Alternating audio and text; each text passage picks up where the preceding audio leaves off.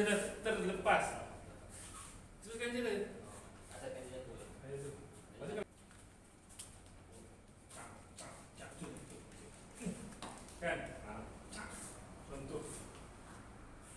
Kan? Tadi siku. Tadi dia tak boleh kan? Kan? Tadi kamat. Ini sini kan? Kan? Macam ni lah. Dengan situ ada pegang. Ni. Dia datang. Ni. Untuk tekan ke? Dia masuk titik. Ini masuk titik pisah siku ke? Tambah kaki ke? Jatuhkan dia. Sebab dia dah ngadak ke sana. Ini satu yang kuat. Contoh kalau dia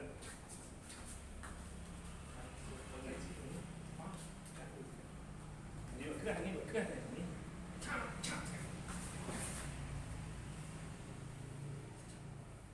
Tajam lah. Tu pun tarik ni, dia masuk dia. Ni kaki.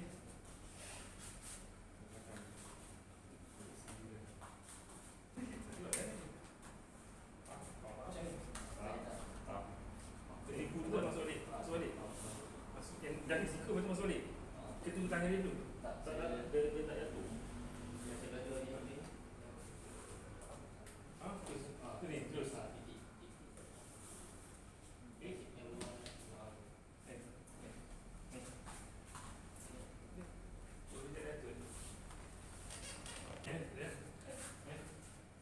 Tak jadi sikunya lepas dia jadi tak apa siku tu macam tak berfungsi bagi dulu tunggu tangan dia tangan dia ambil ni siku dia kalau dia balik kalau pakai kaki tadi kena fikir dia kata tadi macam dia buat dia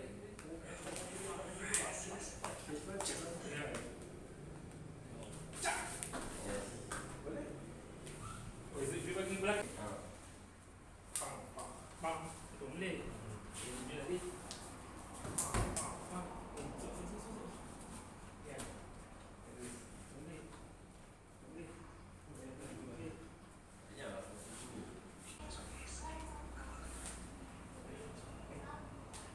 Ni tadi tak kan gini.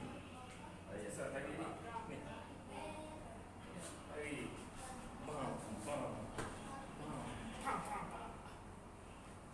Kira dia tangan kita. Kita semua buat.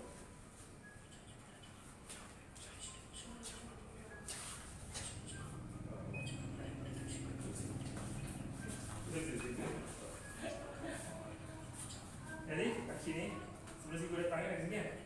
Pegang tangan. Oh, dah masuk ni. Dah ni jangan kat ni. Dah. Masuk.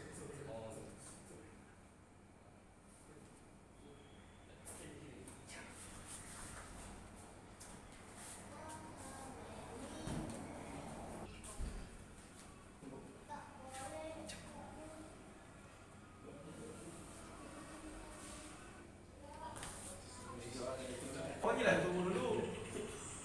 Masa tu terjahit. Masa you tarik tu ke depan kat situ. Ni. Ke depan kat situ. Masa tu terjah sikit. Ni.